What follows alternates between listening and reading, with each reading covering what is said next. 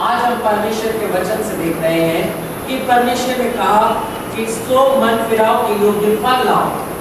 परमेश्वर प्रभु यीशु मसीह ने इंसान से केवल एक बात चाही कि इंसान परमेश्वर की उपस्थिति में बना रहे, और जब इंसान परमेश्वर की उपस्थिति में बना रहता है तब परमेश्वर प्रभु यीशु मसीह ये चाहते हैं कि हम अपने जीवन से परमेश्वर के लिए फल लाने वाले हो सके। परमेश्वर का वचन कहता है कि जब हमारे जीवन में फल होंगे तभी तो हम मसीह कहलाएंगे, और अगर हमारे जीवन में फल नहीं तो हमारा जीवन किस काम का। परमेश्वर का वचन कहता है यदि मनुष्य सारे संसार को प्राप्त करे और अंत में अपने प्राणों की हानि उठाए तो उसको क्या लाभ होगा।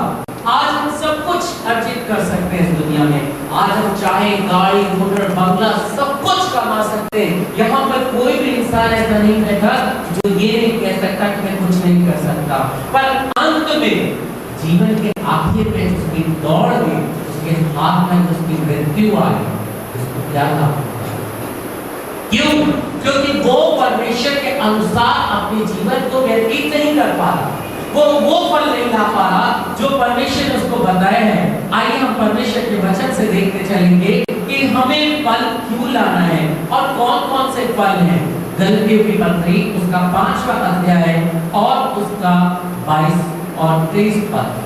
गलतियों की पत्री उसका 5वां अध्याय उसके 22 और 23 पद।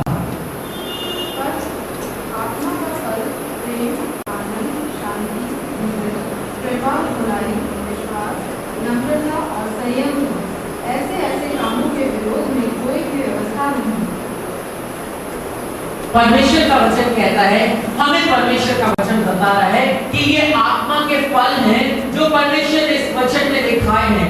अब परमेश्वर का वचन कहता है क्यों आत्मा के फल हमारे जीवन में होने चाहिए, क्योंकि हमारी देह पवित्र आत्मा का मंदिर है। परमेश्वर का वचन कहता है कुरिन्थियों की पहला कुरिन्थियों और उसका 12वां अध्याय उसके 27 पद से उसके 31 पद तक। पहला कुरिन्थियों उसका 12वां अध्याय उसके 27 पद से और 31 पद तक। इसी प्रकार सब मिलकर मसीह की देह हो और अलग-अलग उसके अंग हो, और परमेश्वर ने कलीसिया में अलग-अलग व्यक्ति नियुक्त किए हैं, प्रथम प्रेरित, दूसरे भविष्यवक्ता, तीसरे शिक्षक, फिर सामर्थ की काम करने वाले, फिर चंगा करने वाले और उपकार करने वाले और प्रबंध करने वाले। बस एक सिस्टर यहाँ देखेंगे परमेश्वर का वचन कह रहा 27वें पद में इस प्रकार सब मिलकर मसीह की देह हो और अलग अलग अंग हो। अब परमेश्वर के वचन को देखेंगे, जब हमारा शरीर पवित्र आत्मा का मंदिर है तो यहाँ से पवित्र आत्मा का काम होना बहुत जरूरी है, क्योंकि जब मंदिर में पवित्र आत्मा की उपस्थिति थी तो वहां से परमेश्वर का काम होता था। वहां परमेश्वर के लोग आते थे, परमेश्वर से मांगते थे, परमेश्वर उनको देते थे। आज परमेश्वर का वचन कह रहा है, जब परमेश्वर का वचन कहता है कि मेरा और आपका शरीर पवित्र आत्मा का मंदिर है, तो जहां मंदिर है वहां फलों का और वरदानों का होना अवश्य है। क्यों आज हमारे जीवन में फल और वरदान नजर नहीं आ रहे? क्योंकि आज अगर हम देखें तो मुंह कहता है कि मैं अपनी मर्जी चलाऊंगा, पैर कहता है मैं नहीं चाहूंगा। अगर मुंह बोले और पैर नहीं जाए तो प्रियो वो कैसा काम होगा? हम परमेश्वर के वचन में पढ़ते हैं कि परमेश्वर का वचन कहता है तुम यीशु मसीह की कलीसिया हो, यीशु मसीह की देह हो। इस किसी को यीशु मसीह ने हाथ बनाया है, किसी को यीशु मसीह ने पैर बनाया है, किसी को प्रभु यीशु मसीह ने मुंह बनाया है। तो प्रियो आज हमारे जीवन में ये काम क्यों नहीं हो रहा? क्यों मुंह कह रहा है कि मैं नहीं बोलूंगा? हाथ क्या कर पाएंगे? अगर पैर नहीं चलेंगे तो मुंह क्या कर पाएगा? इसलिए प्रियो परमेश्वर का वचन कहता है कि हमें यीशु मसीह के पास आकर अपने आप को चेक करना है। क्यों चेक करना है कि मेरी कमी कहाँ है?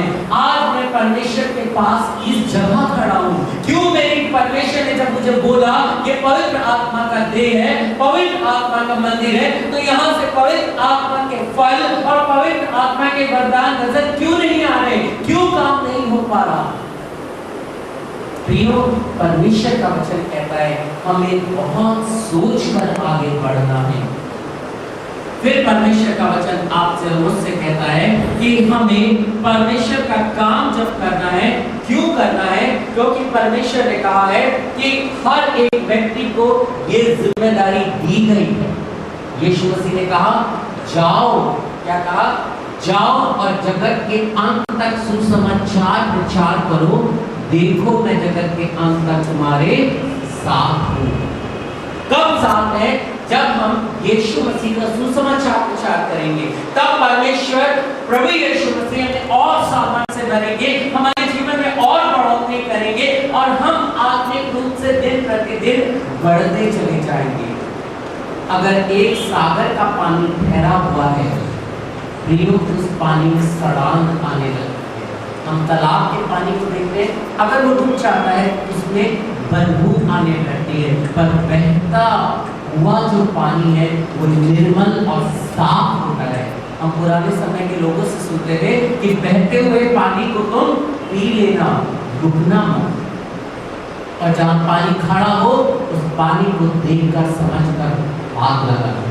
प्रियो, परमेश्वर का वचन कहता है आज हम अपने जीवन में क्या एक जगह ठहर तो नहीं गए, या हमारा जीवन एक बहता दरिया होना चाहिए। हमारे जीवन से वो नदियां फूटनी चाहिए जिससे लोग यीशु मसीह के पास आके कह सके कि यीशु मसीह मैं आपका हूँ। और परमेश्वर का वचन कहता है प्रियो कि हम सब इस गफलत में नहीं जिए कि हम यीशु मसीह की संतान हैं, क्योंकि परमेश्वर का वचन जो हमने अभी अभी पढ़ा वो परमेश्वर का वचन कहता है कि मन फिराव के योग्य फल लाओ। अगर हम मन फिराव के योग्य फल नहीं लाएंगे तो हमारे जीवन का क्या काम? जो प्रभु यीशु मसीह के लोग हैं, उनके सेवक हैं, जब वो काम करते हैं, काम करने के बाद परमेश्वर का वचन कहता है मत्ती 7:21 में लिखा है कि बहुत से लोग उस दिन कहेंगे यीशु मसीह मैंने आपके लिए किया, आपके लिए किया, आपके लिए किया, परंतु यीशु मसीह क्या कहेंगे? मैं तुम्हें नहीं जानता। जो काम कर रहे हैं तो उनसे ये बात कही जाएगी, और जो अगर वो जो काम ही नहीं कर रहे तो उनसे क्या बात कही जाएगी? सोचिए प्रियो, उस दिन हमारा क्या अंजाम होगा। पर परमेश्वर नहीं चाहते कि कोई भी मनुष्य नाश हो।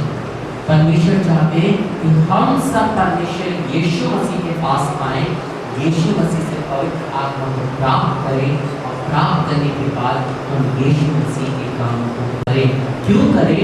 क्योंकि यीशु मसीह के जो लोग थे प्रियो, जिन्होंने भी यीशु मसीह के स्वाद को चखा, जिन्होंने भी पवित्र आत्मा पाया, परमेश्वर का वचन कहता है वो चुप नहीं बैठ सकते, वो बोलते गए। और हम परमेश्वर का वचन कहते हैं उमड़ता हुआ सोता करते हैं। बहुत से लोगों को यीशु मसीह के पास आए। आज हम क्या करते हैं?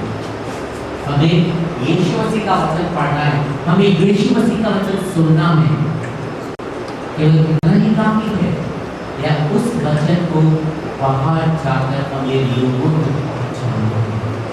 ये है हमारा काम, ये है यीशु मसीह का काम। और प्रियो, अगर हम ये नहीं करेंगे, परमेश्वर का वचन कहता है अगर हम केवल ये कहेंगे कि यीशु मसीह हम आप पर विश्वास रखते हैं, विश्वास रखते हैं, विश्वास रखने से कुछ नहीं होता। विश्वास रखने से केवल एक ही बात जो वचन में लिखी है वो हमारे लिए सिद्ध हो जाएगी। याकूब की पत्री उसका दूसरा अध्याय उसका 17वां पद, याकूब 2:17। वैसे ही विश्वास भी यदि तर्क सहित न हो तो अपने स्वभाव में मरा हुआ। आज अगर विश्वास हम करते हैं और उसमें कर्म नहीं है तो हम क्या करें? क्या हम ये कहें यीशु मसीह में आप पर विश्वास कर हम करना अच्छी बात है? ये गलत बात नहीं है, पर उसके साथ उन्होंने प्रैक्टिकल क्या किया? यीशु मसीह के लिए क्या किया? यीशु मसीह ने तो अपने पवित्र आत्मा दिए, पवित्र आत्मा के फल दिए, वरदान दिए। आज मेरे पास कौन सा वरदान है? आज मेरे जीवन में कौन कौन से फल हैं? किसकी कमी है? या हमने कभी इस बात को बैठ कर सोचा है? या हम अपने जीवन में यूं ही चले जा रहे हैं, प्रतिदिन यूं ही चले जा रहे हैं? परमेश्वर का वचन कहता है प्रियो, हमें बहुत सतर्क रह के आगे बढ़ना है। हम एक बात पढ़ेंगे गलतियों के पत्र इसका 6वां अध्याय और उसके 5 पद से। गलतियों के पत्र उसका 6वां अध्याय और उसके 5 पद से आगे।